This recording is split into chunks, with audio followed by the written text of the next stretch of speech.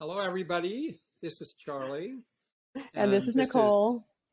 This is Nicole, and this is the podcast To Hell and Back. And it's about coping with life's hells, whether they're small hells or big hells. And what we're talking about today is a big form of pain and suffering, which is when you love somebody and then they take their life. And this is somebody we've talked about in two previous podcasts with his mother.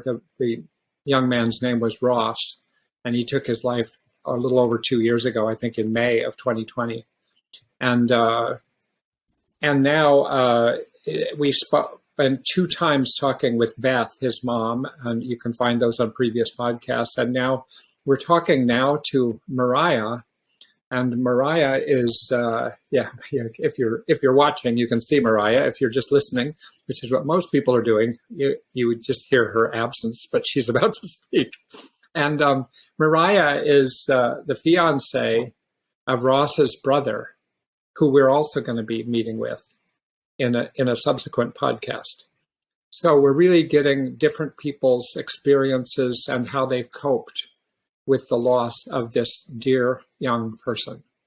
And so thank you for Mariya for coming on. I think I consider it an act of courage and the willingness to come on. And so I appreciate that you're here.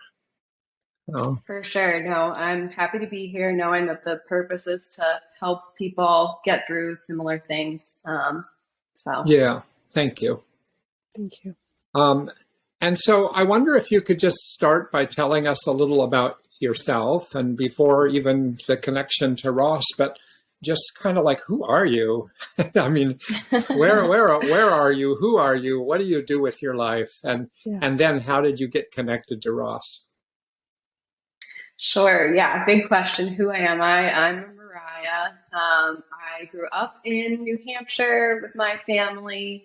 I now live in Maine. With my fiance, Teddy.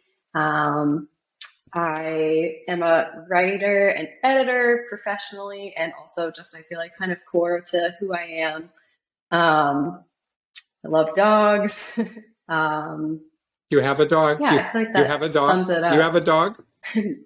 No, we don't actually. We did. He also passed away, so we've had a rough few years, I would say. Oh. Yes. And you recently just moved to Portland. You were saying earlier that you barely spent time there yet, but you love it. To Portland, Maine. Yes. Yeah. Exactly. Yeah, we lived here last summer for the summer, and then moved out, and then knew that this is kind of where we wanted to come back to long term. So now we're back for the long term, which is great. It's wonderful.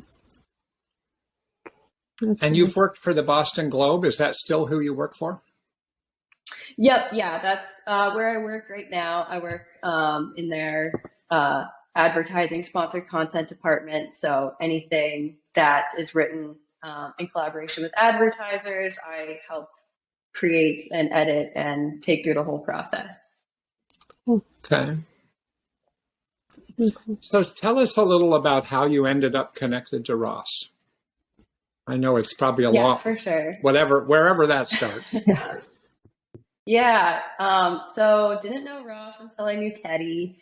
I think I'd been dating Teddy for probably, half a year maybe before being introduced to Ross. So super nervous to meet him. Kind of went up to New Hampshire, like knowing that I was going to meet Teddy's brother for the first time. I was super nervous because Teddy had talked about him a lot, like spoke so highly of him.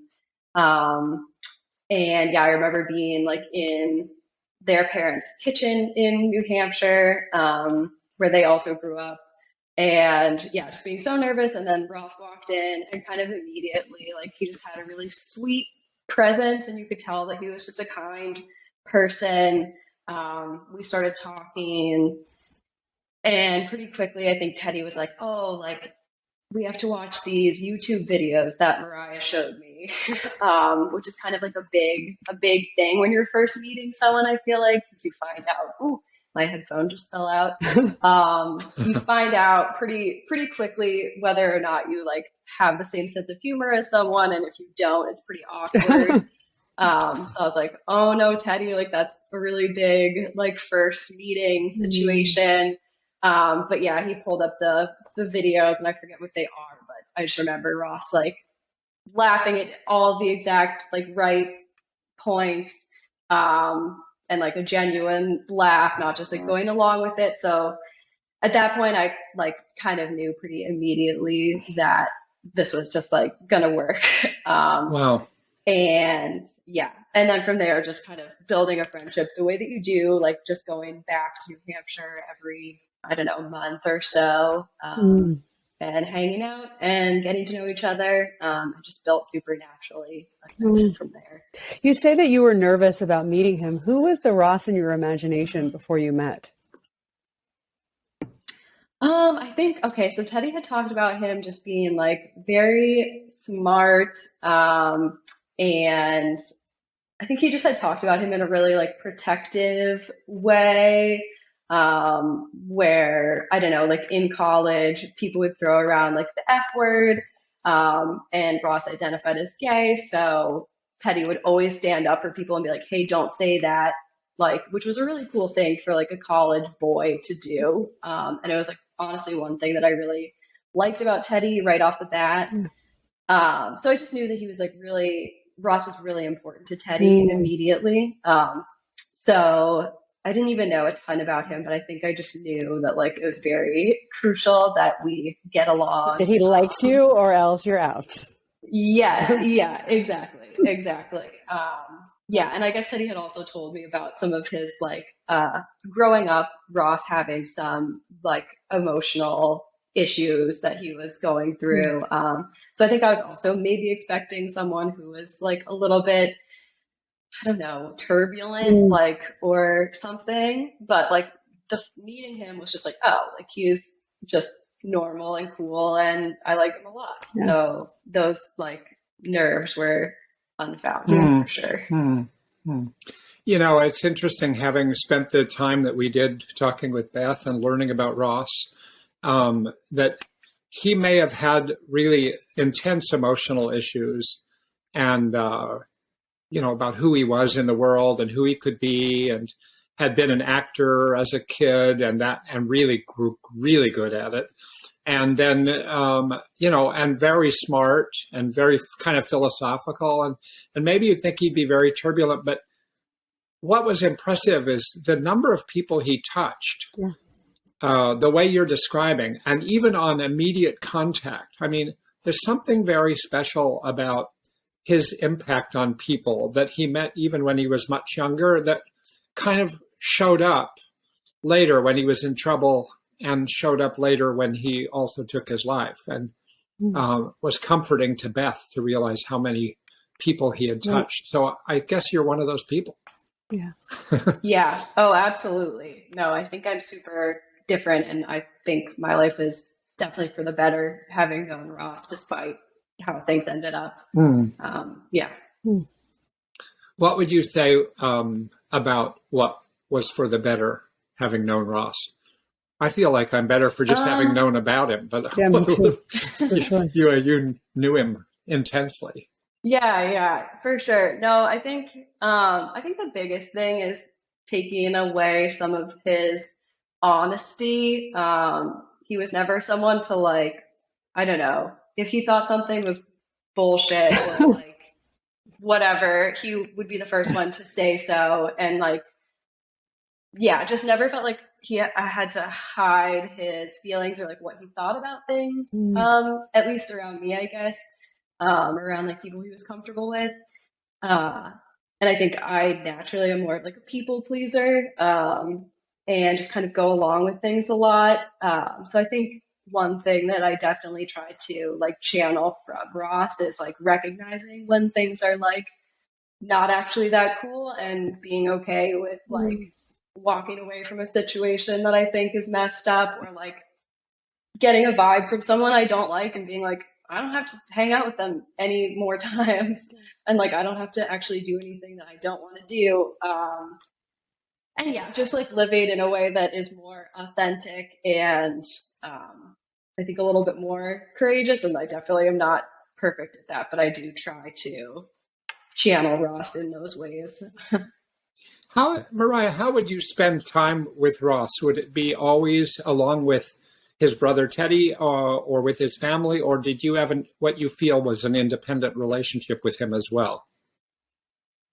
Yeah, that's a good question. I feel like mostly it was with Teddy. I would say the three of us were kind of like the dynamic trio.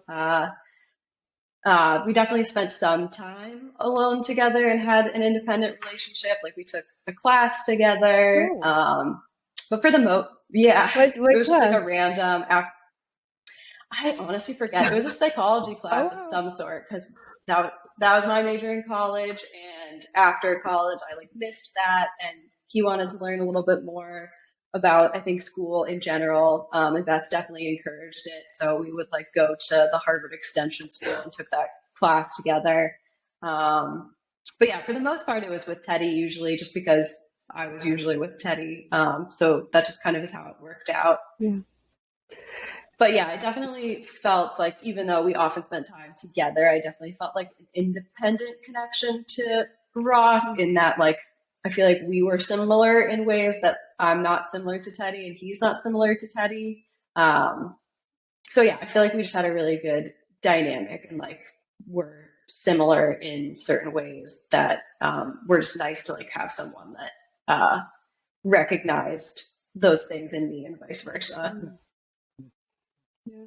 And Teddy, we heard from Beth a little bit about how, Teddy maybe didn't get as much attention growing up as Ross did, just because Ross, was struggling at times, but that, Teddy was still incredibly affectionate towards Ross, and that their relationship was still so close. Do you remember, being aware of any of, those dynamics in terms of, maybe how Teddy felt towards Ross around, maybe attention dynamics, like whether or not it would, like, favoritism or any of that, those things that maybe were undercurrents that wouldn't have been as evident to Beth or anything like that?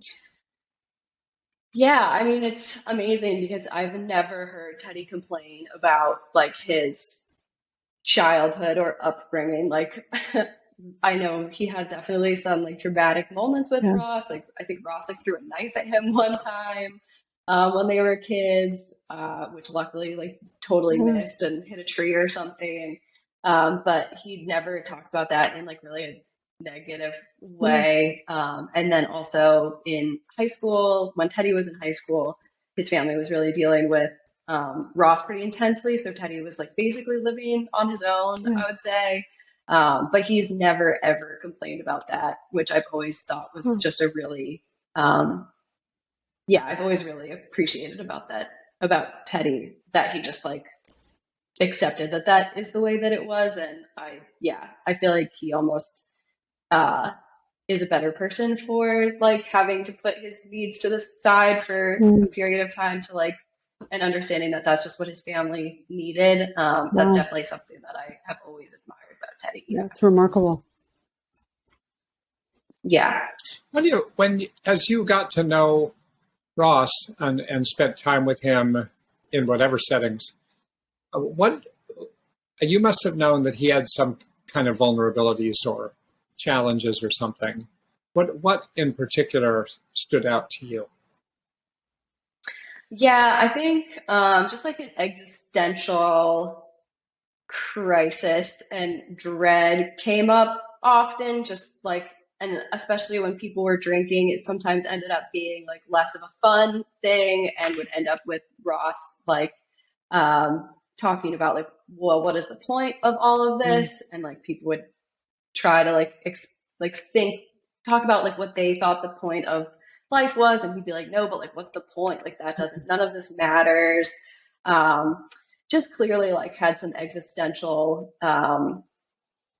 I don't know, thoughts that I think a lot of people have, but for him they were more intense and disturbing. so yeah, so I think mostly that would come up, and then just some general, I guess, like emotional outbursts would happen, like something small every now and then, really rarely, honestly, but every now and then, like he would get really mad at Teddy for something and just kind of overreact, or things like that were just like a little bit, a little bit concerning. Mm. Mm.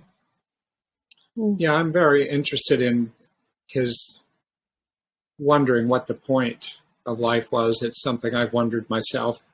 Yeah. Genuinely. I've actually done a couple of podcasts called What's the Point? If anybody was interested in that topic, they can go back and find, but where I just talk about the pointlessness of life and how people I've known who found it. And often the people who feel that life has no point, it reminds me of Ross, are some of the people I've known have been people who have extraordinary verbal intelligence, and they can see the world from so many different angles. So they don't buy into any of the narrower, more simplified ways of understanding what life is about. Well, you're supposed to make money, or you're supposed to go to your job, or you're supposed to learn about these things, or you're supposed to have, I don't know. It's kind of like all these things just look like, but why? You know, what's the point? What is the point? I mean, why get up in the morning? I mean, why go to a job? It sounds like he had that kind of quality. And it kind of goes along with a complicated mind.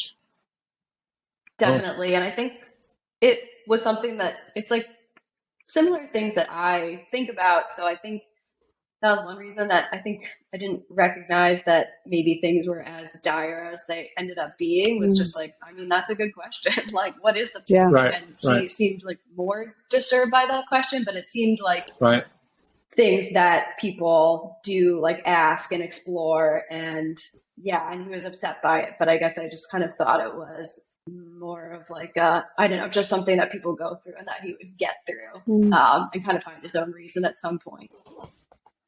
So that's a really, so you didn't really realize how maybe dire or severe his issues were, it sounds like. What were your, what was your understanding?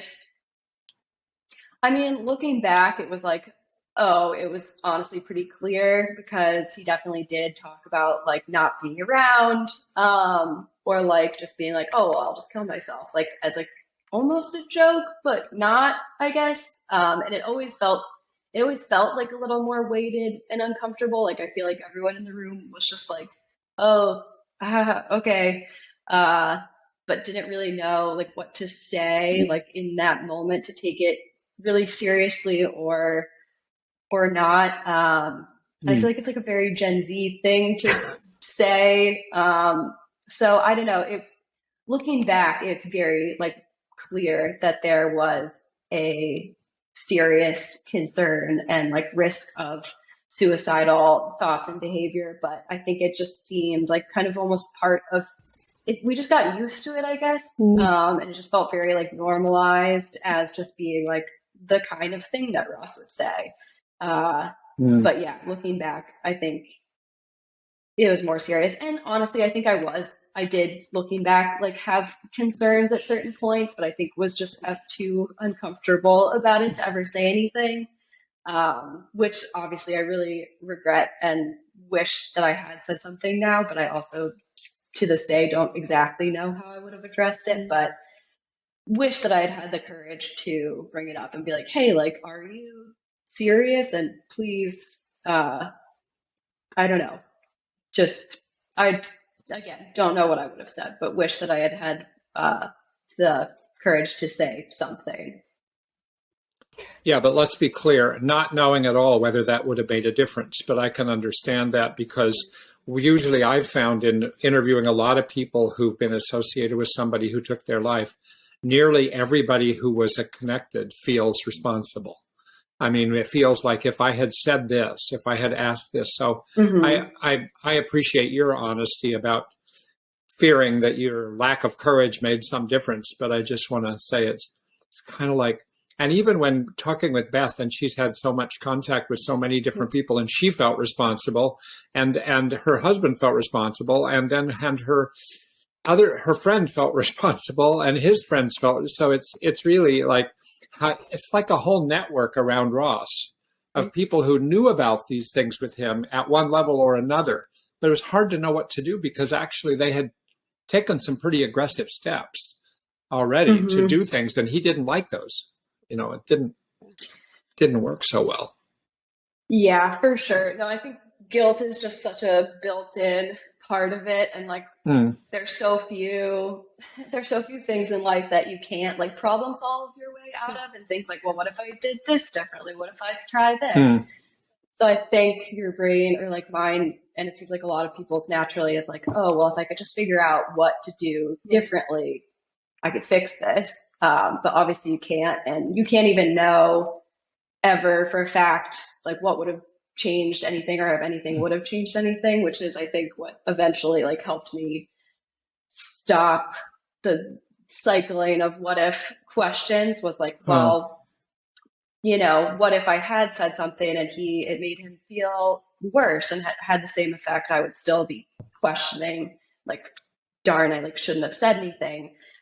So yeah, you can really, the truth is like, you'll just never know what different action would have led to what result. So I think that is kind of how I've stopped doing that so much. But yeah, definitely is a big part of the grief process, I think.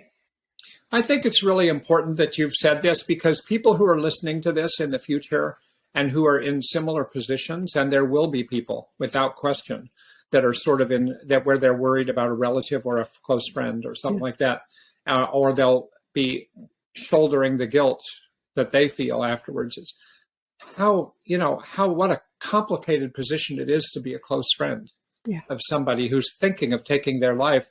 And because when you take your life, it only happens once. You can talk about it 100 times, but you don't know how to predict it.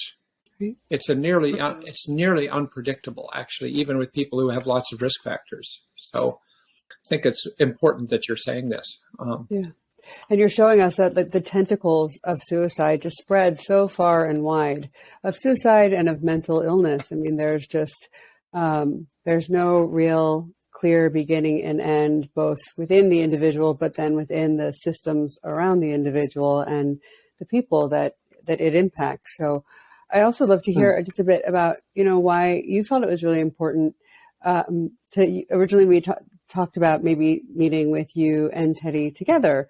But, you thought it was worth, because you had a very individual experience. So it'd be worth maybe hearing a little bit about, why your message and your kind of unfolding of this experience was unique, because I think that is emblematic of this kind of separate tentacle, and just how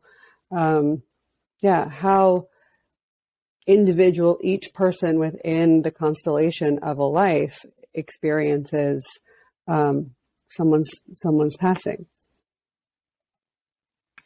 Yeah, I think the reason that we wanted to come on separately was just, exactly. We had such different experiences. And I think mine, if I had to sum it up, would be dealing with the loss of a really close friend as opposed to a brother. And then, even though at this point he is, basically my family too, but that's how our relationship felt, was like a close friend. And then also I think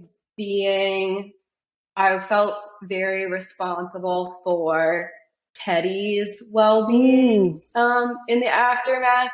So I think my experience is kind of balancing like the grief of losing a close friend to suicide and trying to like support someone who's going through even more of those intense emotions than you are at the same time. So I think we just had really different experiences, and felt like the questions would be kind of different for both of us. Absolutely.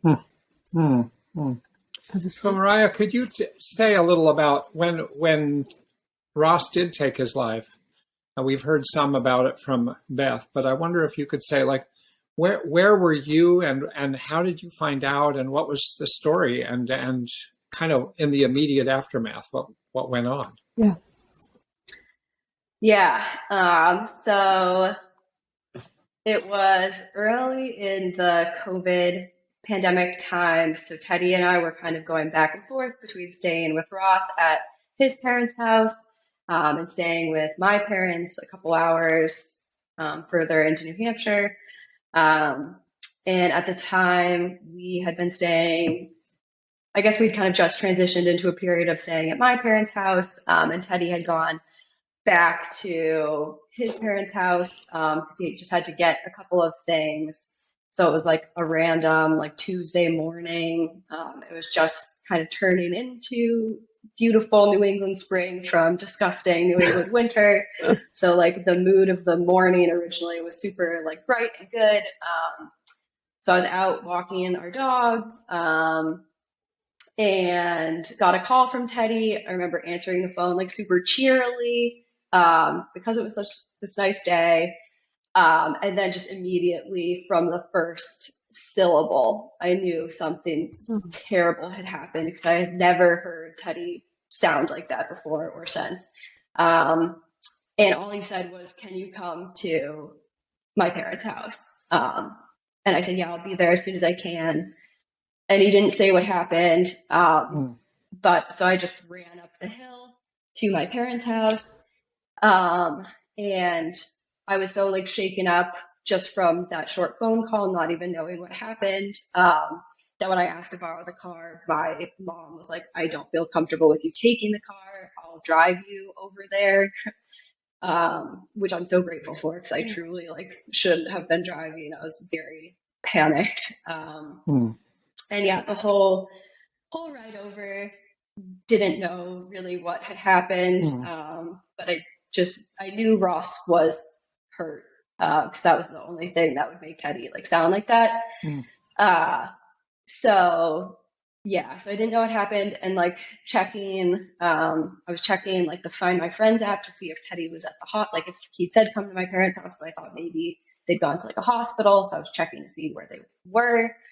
And yeah, and we ended up getting to their like driveway just as a police officer was leaving.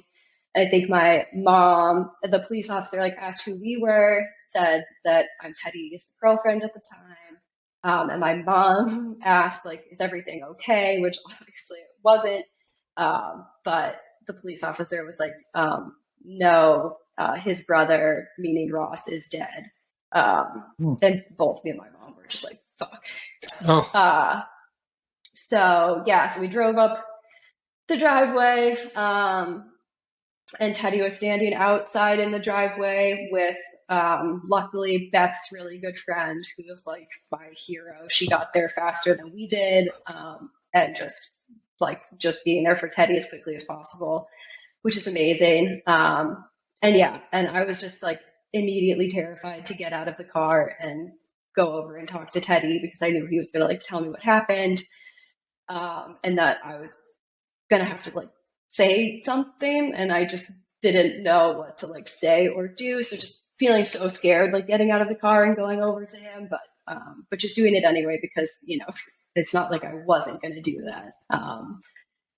So yeah, so headed over.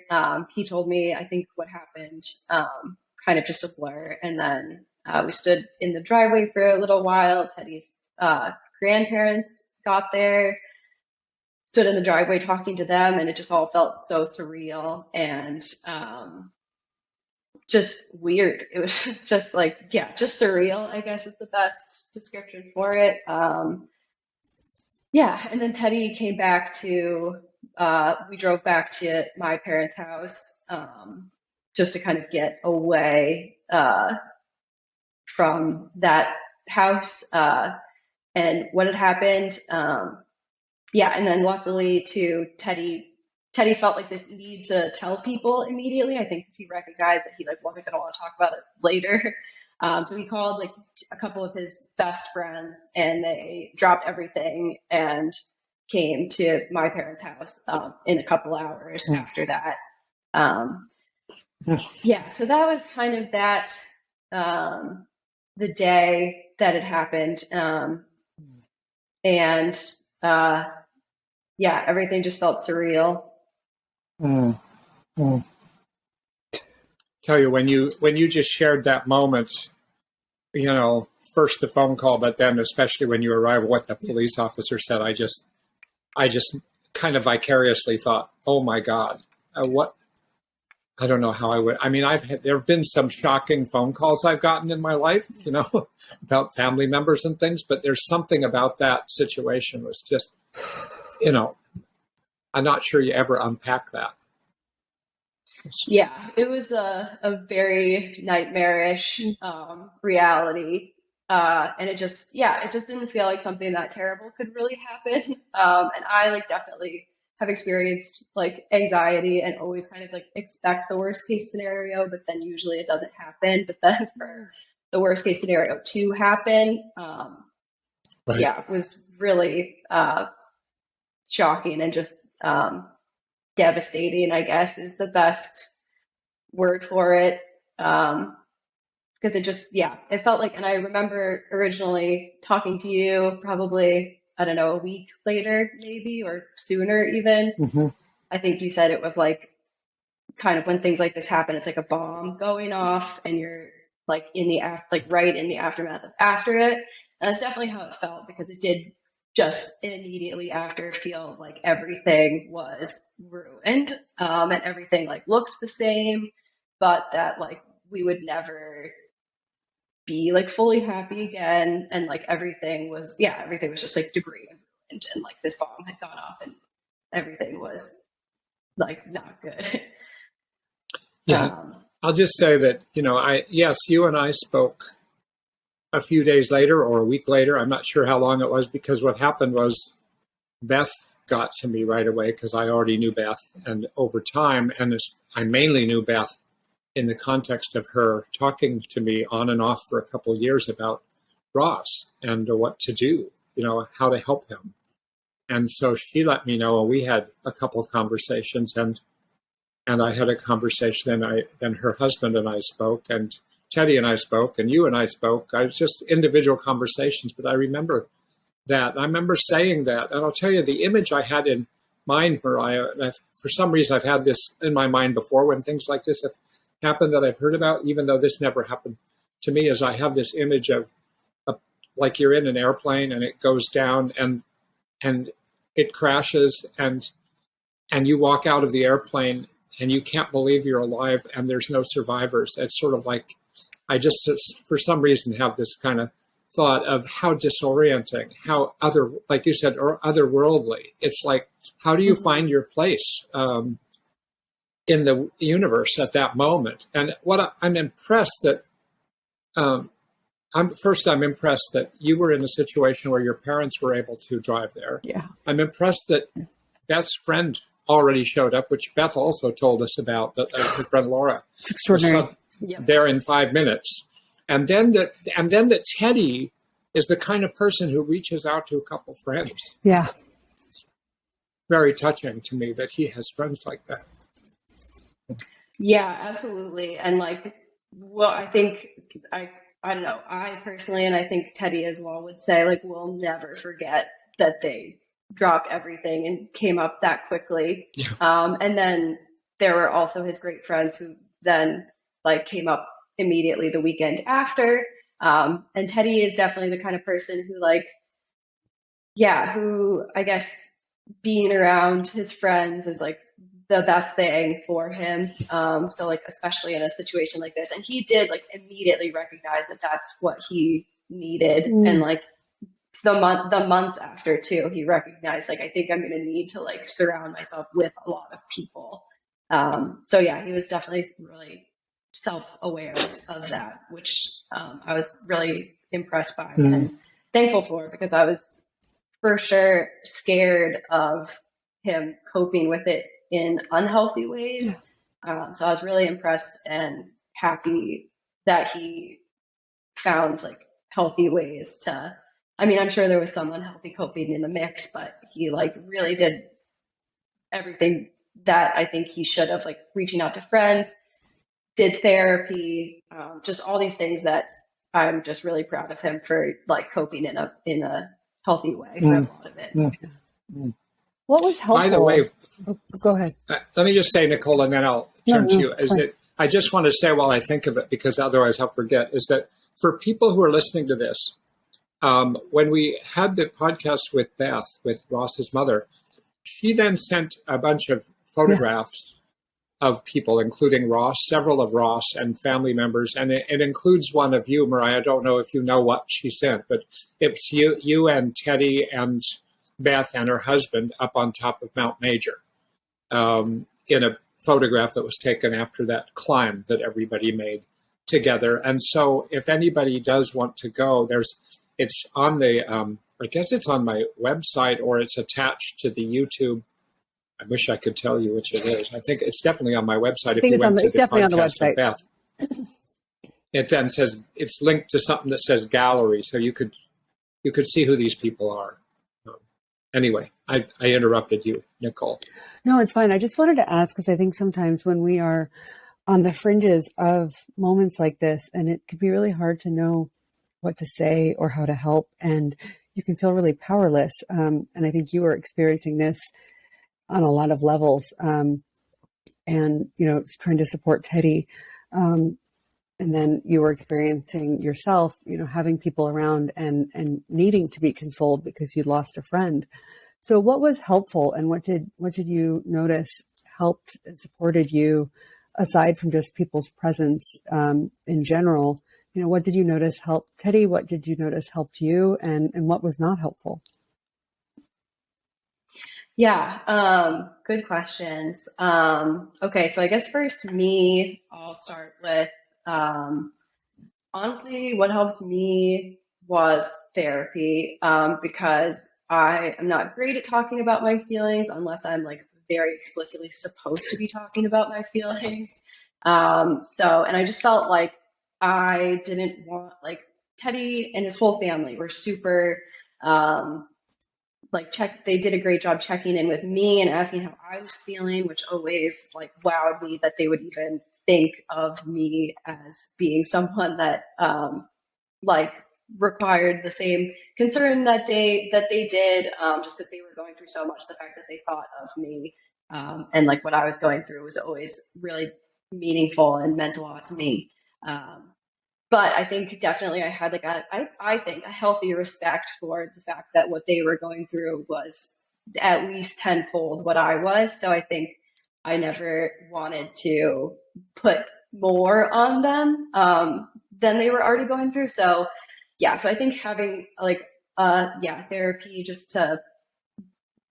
that was expressly for the purpose of like me being able to talk about what I was feeling was helpful for me.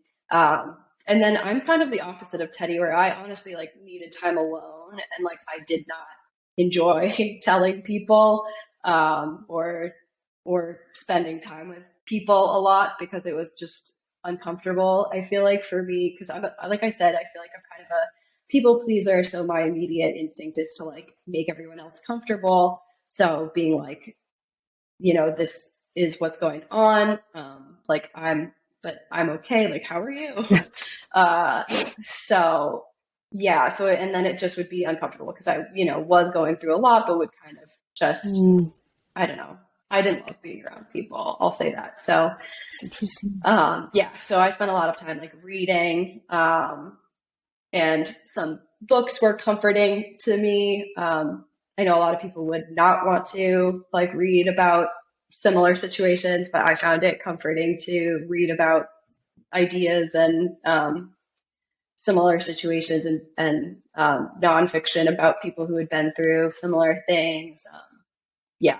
And just like seeing, I guess that's the thing, is like connecting with friends is always important and good, but I found it really helpful to find other people and not even connect with them, but just hear about people who had been through similar experiences, because it just makes you feel like, I don't know, you just feel connected to them, and that feels good. If there are books that you found particularly helpful, I think it would be great. We could probably put that in the same place where Beth's pictures are, just in our show notes. I think that would be wonderful. And what was your experience with therapy, if you don't mind, before up to this point?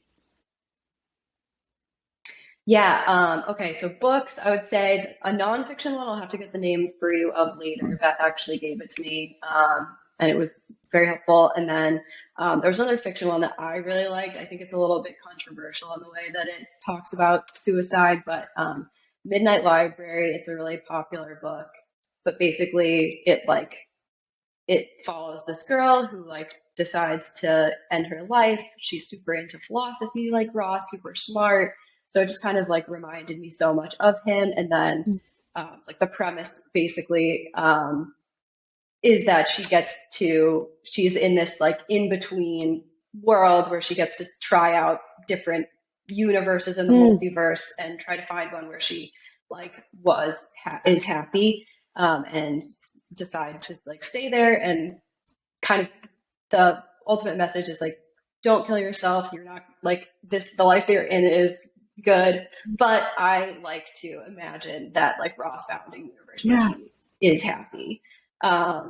So that book just means a lot to me, even though some people don't like the way it talks about it, but I really liked it. And yeah, and then my experience with therapy before this was honestly nothing. I had considered being a therapist before and I was a psych major, always interested in psychology. But yeah, I had always like considered therapy, but never had taken the steps to actually like find someone to talk to, because it honestly is kind of challenging to find someone that like takes your insurance, is the right combination of letters. So I'd never actually followed through with it before. Yeah. And then also I didn't answer your question about what was helpful, I think, for like being there for Teddy. I can go back to that if you want.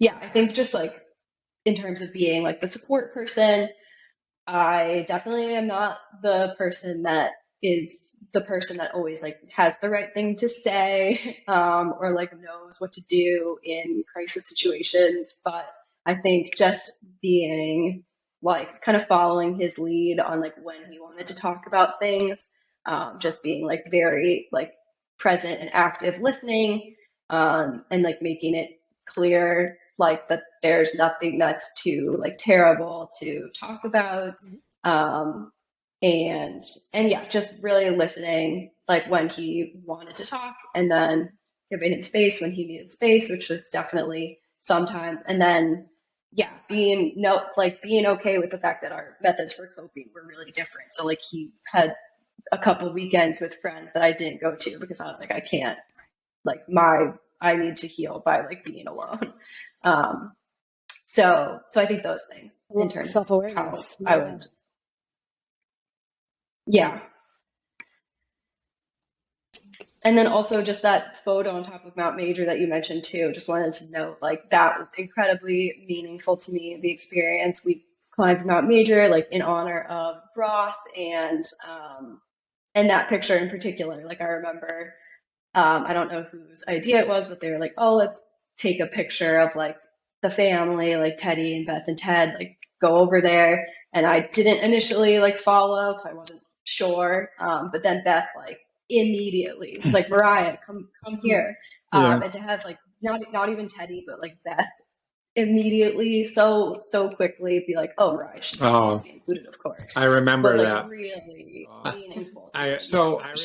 So Mariya, so I was there on Mount Major with all these people, this very amazing hike, and when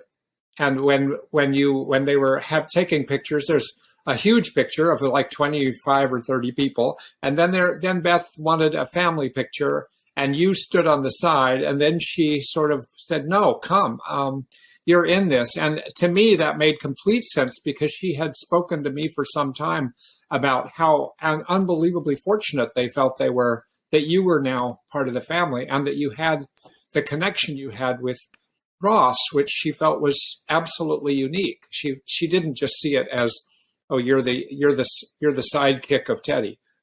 You were like an independent and a person who actually had more in common temperamentally with Ross, more likely to be the person who stays to herself and who reads and who thinks about things and is sensitive and stuff like that. Not that Teddy isn't those things. It's just a very different kind of personality. Yeah.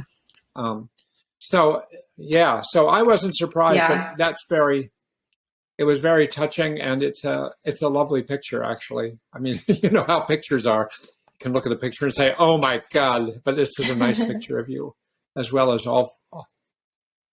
Yeah, I haven't seen it yet, honestly, but that moment meant so much to me. That just like, and I think that description of how Ross and I are similar is like exactly spot on. I think just like sensitive, a little more low key, a little bit more likely to like stay in and just hang out together. Look, I want to just channeling Ross for the moment. How different it would have been for Ross if you were sort of just like Teddy. If you were a person who's always surrounding yourself with friends, and you're busy and you're active and you're this and you know, the fact that Ross had you as part of that relationship with the three of you, probably your personality probably made that work in a way. I'm just picturing a lot of personalities. It would not have worked. Ross was not an easy character. He was an interesting, and that made a huge impact on people. But it wasn't like he hung out with many people. You know, he hung out with you. He hung out with Teddy, and he would go on long distance rides with his father. You know, and his mother was always involved in trying to figure out how to be helpful to him. You know, so you each had a different role. You know? Yeah, for sure. I think like just the dynamic between the three of us worked so well. It definitely was just like a really special combination of personalities coming together. And I feel really lucky that I was a part of that. And yeah, we did some of those same random rides, long car rides together, just talking. Oh, you did. Which are just like some of my favorite memories. Yeah, I think we copied. Definitely Teddy's dad originally did it with Teddy and Ross. And then I think Ross and I like never really drove. It was Teddy took us for random rides around New Hampshire too, but just like really just a venue to just talk and do like those nice like lower key things together. And I honestly like don't really have a lot of friends really any friends like that. Ross was truly like special to me in that way that we like were able to relate to each other on just like being kind of on the same wavelength, I guess. It always felt like so that's it's so cool you guys took that course together. It is. I think that was very cool. Yeah. It was very cool. Yeah, no, that was very fun. I asked Beth about, you know, how her relationship with Ross or the memory of Ross has changed over time. And I'm curious about that for you, however you interpret that, you know, how he is alive for you in your memory, and how maybe that relationship is, what is that relationship now?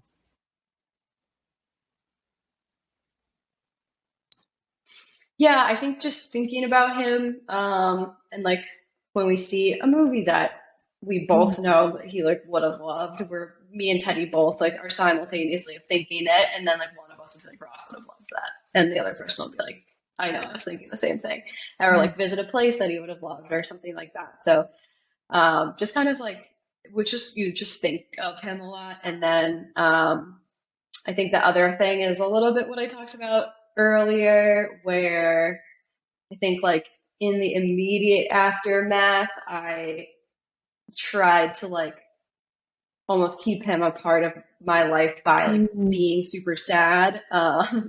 And it felt like a way to honor him by being sad. Like, you know, it made no sense, but like it felt like I could show him how much he meant to me by not being happy and like crying a lot. Just being like, look how much I cared about you, and like it just felt like honoring him in a weird way, and that being happy was like not showing him how much he meant. And then I don't know if I realized on my own that I was doing that, or if that was a therapy thing, I forget, but realized I was doing that, and then now trying to flip that and trying to honor him by like living in a way that he like would have been like proud of me for. which I think I talked a little bit about earlier, like trying to be more honest with myself and not putting up with like the world's like baloney. And yeah, and just not being, I don't know, trying to like make life more interesting and more of an adventure than just like going from day to day. Yeah, and like I think a lot of people talked about how difficult Ross could be, and that is definitely true, especially from a parent perspective. But as like a friend, he had like a real sweetness to him too. That like he would always like say like very nice things to me about like, oh, like I think you could be like a TV writer, or like just really nice things that honestly like a lot of people don't have like the genuineness and sweetness to like Yeah. say to other people. So yeah, so like I don't know, just trying to live up to like how Ross Oh, I feel like sometimes saw me. And yeah, and I don't know, it just is special that like he really was pretty discerning with people that he like liked and didn't like. So to be among the category of people that he liked is honestly wow. like such an honor. And so trying to like live up to that is like now how I kind of keep him in my thoughts and in my life, and trying to honor him in like a healthier way than I think There's something like there's originally. a kind of magic alchemy to that, going from, just pouring out grief and using sadness kind of as a shield to, maybe up leveling or exalting every part of your life in ways that maybe he brought out as a way of honoring. It's a really extraordinary way of transmuting that pain. And it's a testament to you and to him.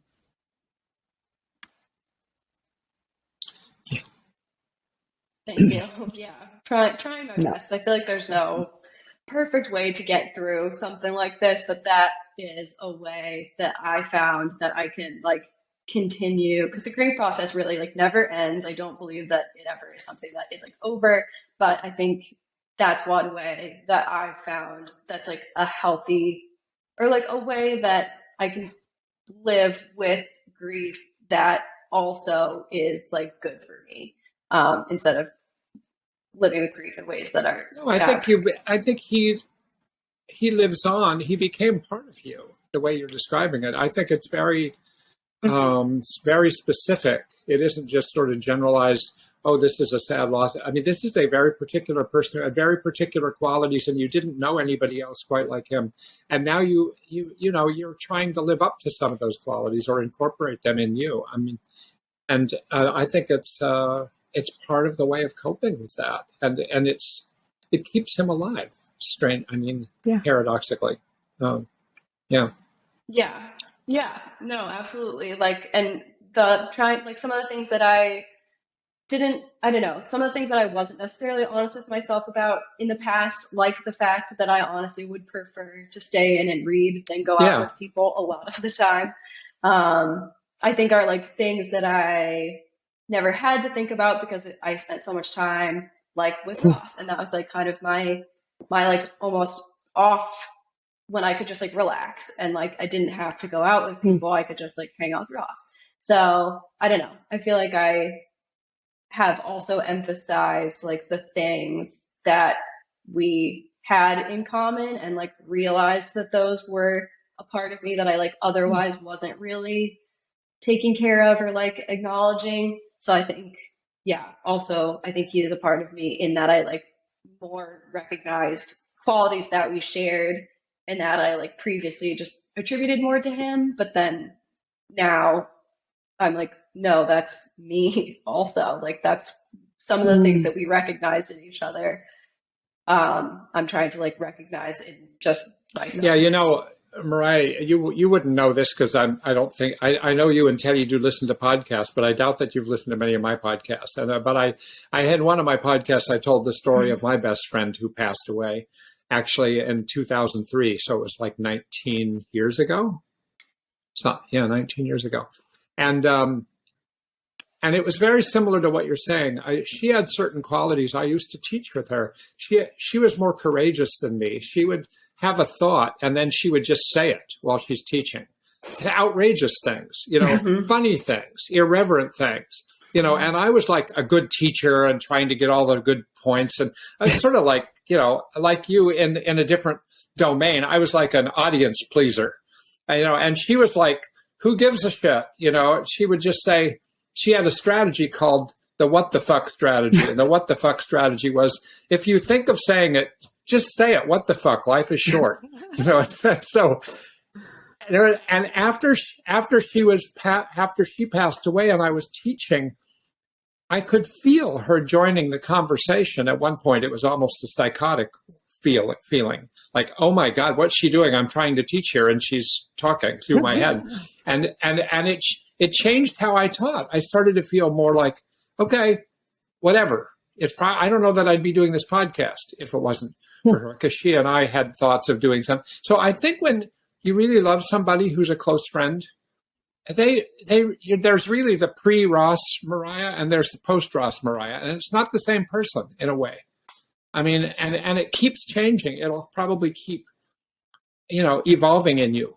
I mean, I tend to think that in Buddhist teachings too, that he's still there, and it's very. I'm not sure I thought that before this conversation, but the way you talk about him really brings him alive. Yeah. So I think, Mariya, that what I had just said about my friend and all, and what I was saying about, I think, how Ross has come alive in you is continuing to change a living person, and probably many living people actually, is part of, I mean, that's how, in a way, somebody is still here, living on through you. So that's what I said before, and I think that sound will be preserved, and even though your sound quality went down. So I have to stop in just a couple of minutes, and I wonder if there's anything else you had thought of saying before that you haven't gotten a chance to say, because I know you had some time leading up to this conversation. Yeah, I think we covered most of it. I guess like one thing about grief that I would just want to communicate to anybody going through something similar is that like it's an interesting state to be in, because there's nothing that feels good like any other situation. I think like if you're sad, like people will say, go outside, go for a walk. And that helps. I feel like, at least for me, in the like early, I guess, in the grief process, just nothing felt good. Like laying down felt bad, going for a walk felt bad, eating felt bad, like everything, nothing feels like right, nothing. And it can kind of feel like it's always going to feel like that, and that like there is only like a good before and a terrible after. But I guess just like putting one foot in front of the other and realizing that things or like emotions do change. There's nothing that's permanent. So eventually like you will feel little moments of happiness again. And I guess just like keeping moving through the worst of it, because it will change. Like it feels like it won't, but it will change, and like you'll never be like over anything, but yeah, you'll like feel good in certain moments again. That seems very important, because if you're going through it, and some people listening to this might be going through it, I think you can feel like this will never be, it's over. Yeah, it's over. Like my life as I've known it is over, but actually, you're in a process. Things are evolving. And probably even this conversation is another step in the evolution, your willingness to do this and to talk about this when you're not exactly the public figure type of person who's going to go out and volunteer to be on podcasts. So I think it's like, right. It's really generous. So I just want to use that to say that I'm very grateful that you spoke. I mean, because I have in mind all the people who are going to be listening to this. Very generous. So, yeah. No, thank you for giving us all like this avenue to hopefully help people and to just talk about Ross, who truly is like one of my favorite people that I've ever known. And I think that's the case for a lot of people who knew him. Yeah. Thanks for, yeah. You don't get to talk about him this length often. That's true. Or, anyone, but so it honestly is like just nice to remember him in this like extended format. So thank you. You're welcome. Thank you so much. And I encourage you to go ahead and talk with him now and then. Yeah. You can have those random rides. You can have random conversations with Ross.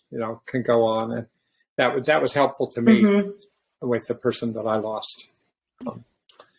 All right. Thank you, Mariya. Thank you. It was lovely meeting you. This was amazing. Yeah. You too. Thanks, Charlie. Thanks, Nicole. All right. Talk to you soon.